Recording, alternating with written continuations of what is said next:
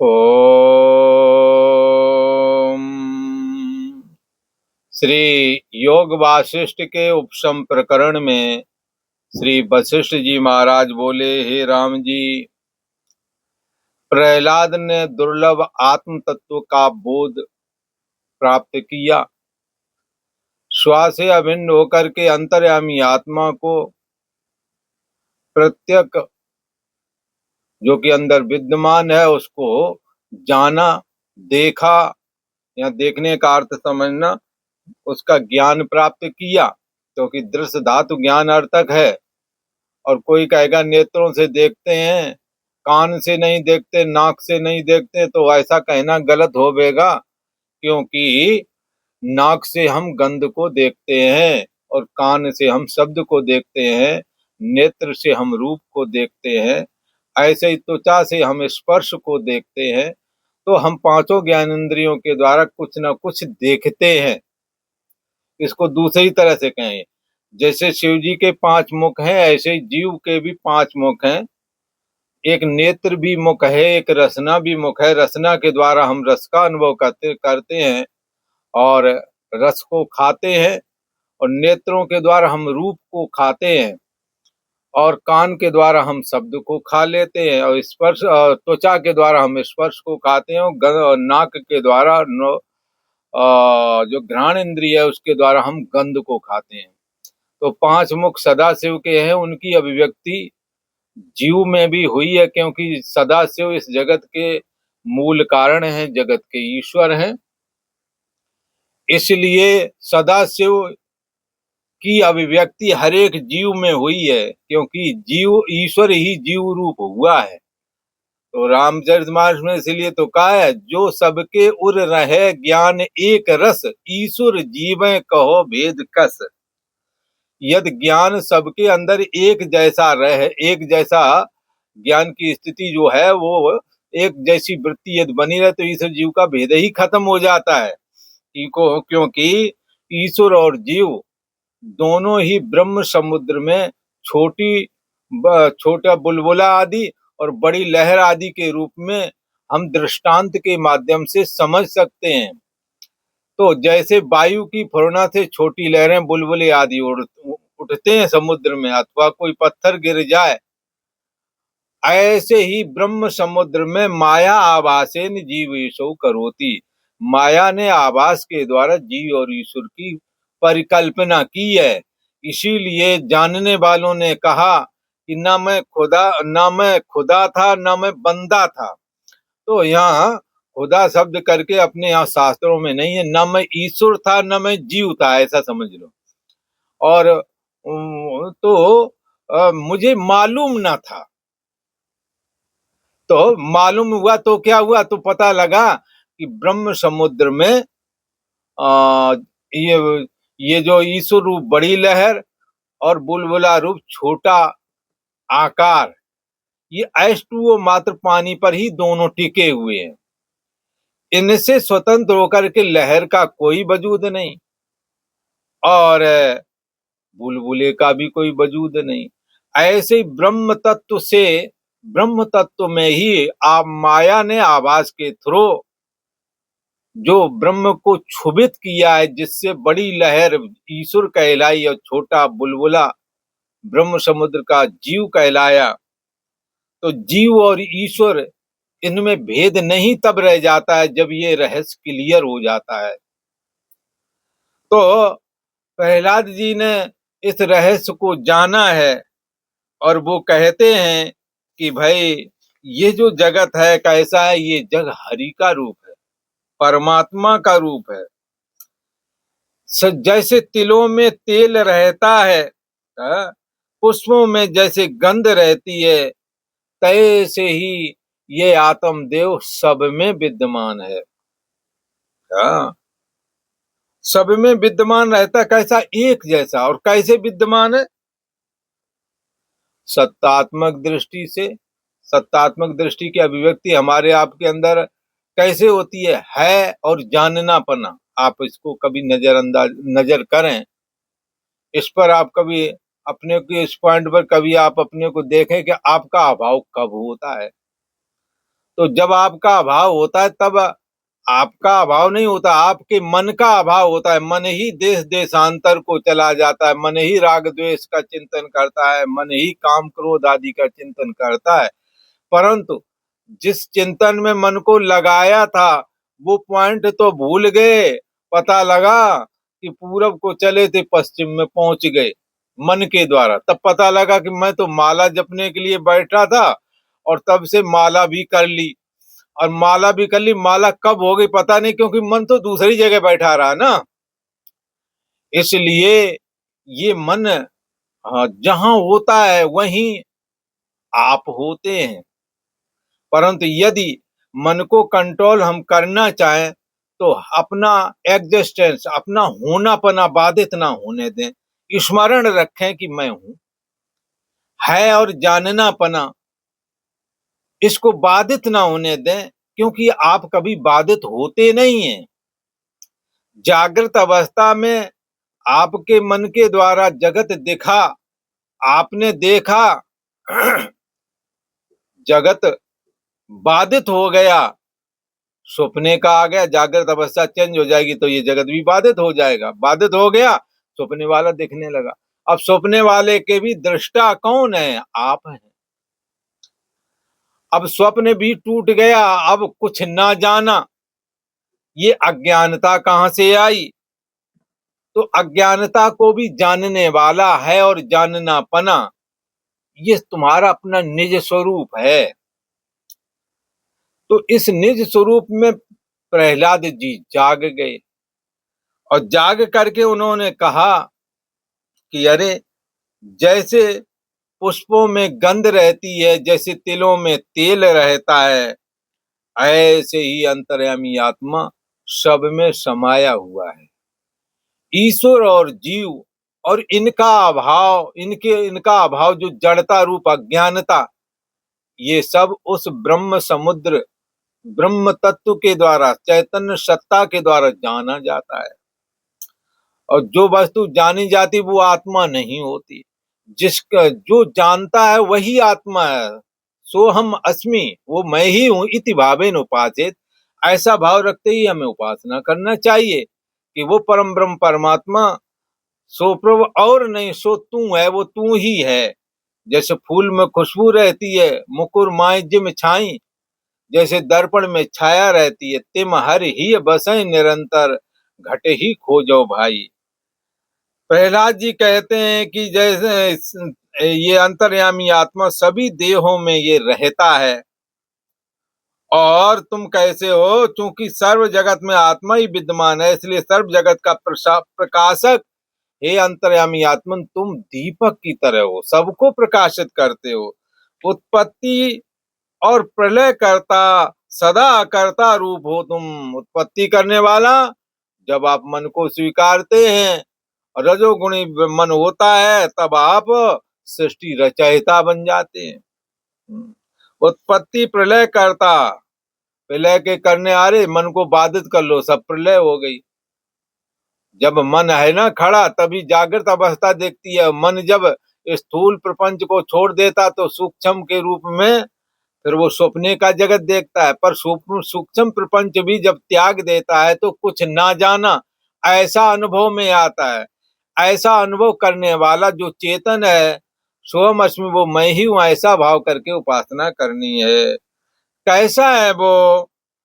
सदा अकर्ता रूप है, उसमें कर्तापन नहीं।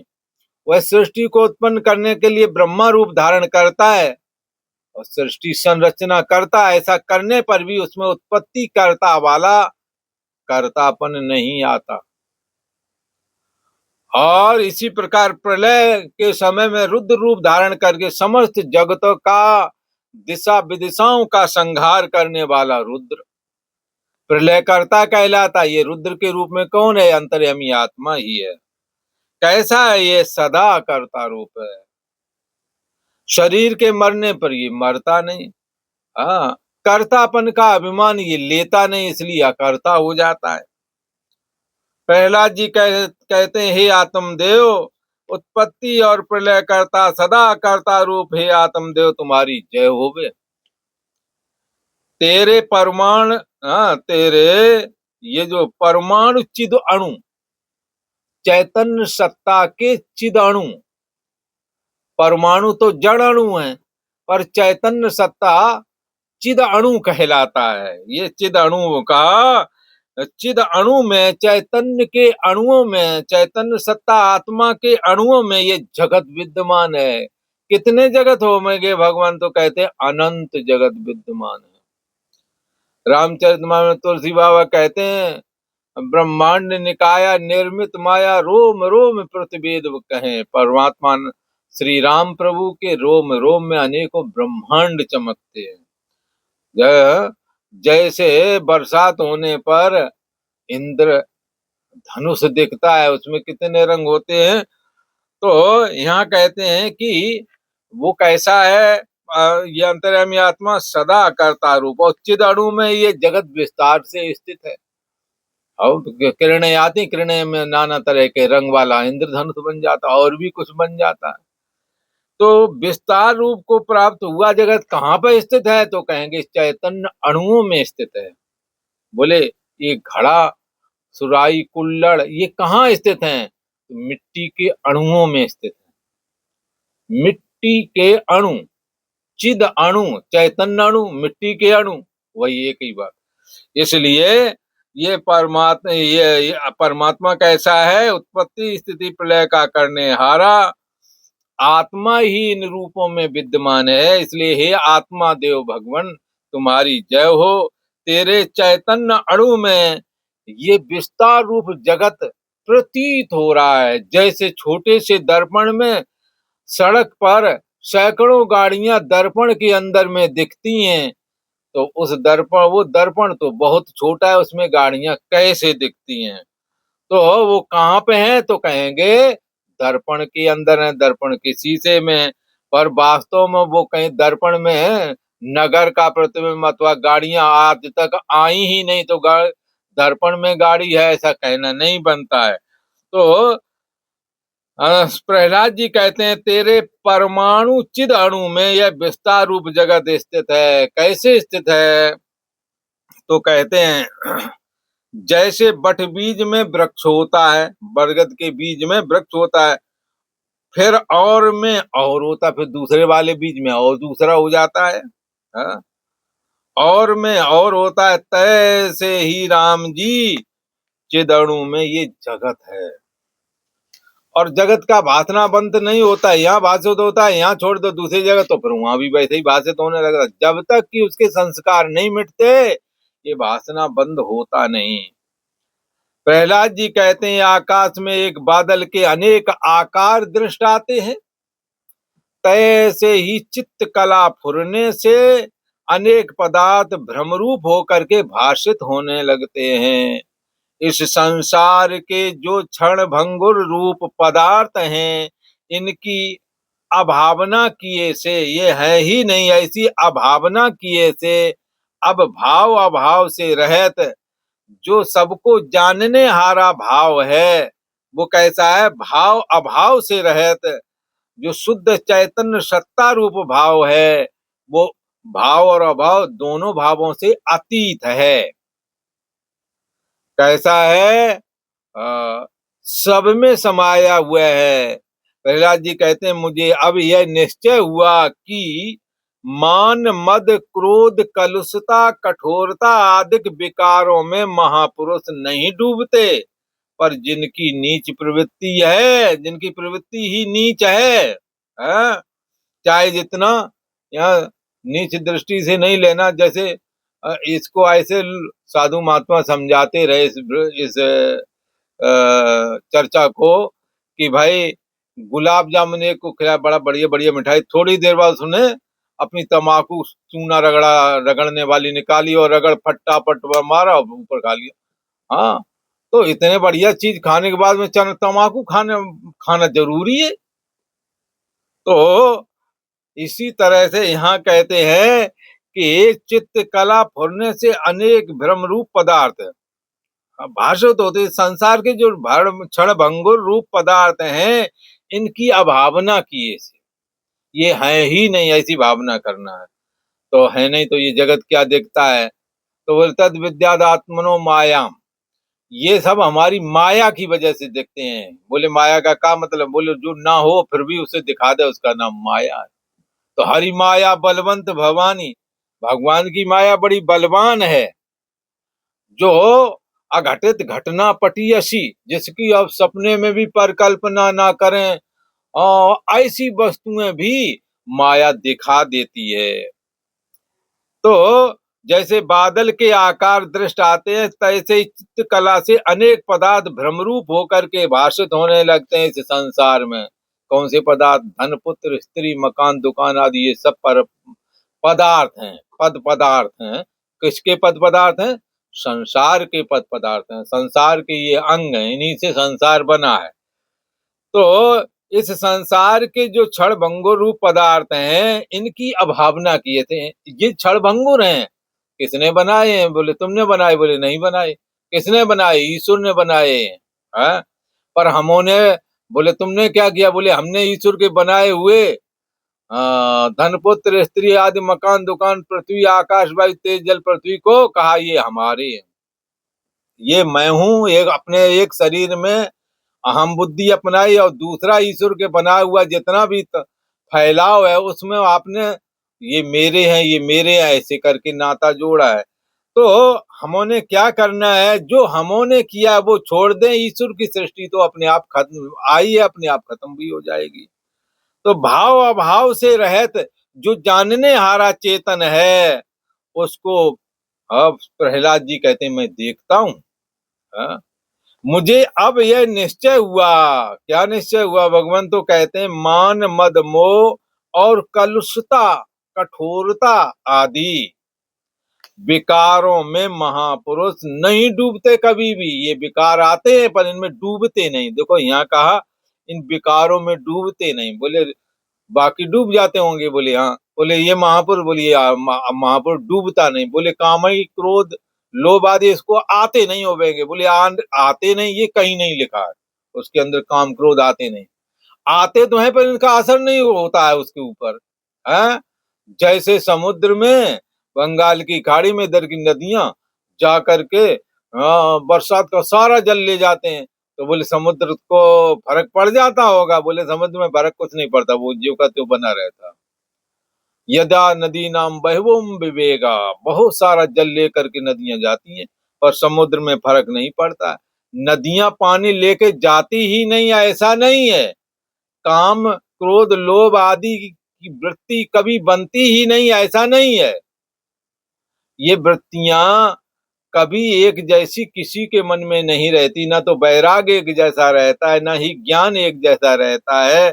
इसलिए महापुरुष क्या करते हैं? इससे असंग हो जाते हैं। महापुरुष उसमें डूबते नहीं, परंतु जिनका चित्त निर्मल नहीं है, जिनकी प्रवृत्ति नीच है, वे इन काम, क्रोध आदि दोषों और अवगुणों में डूबते हैं।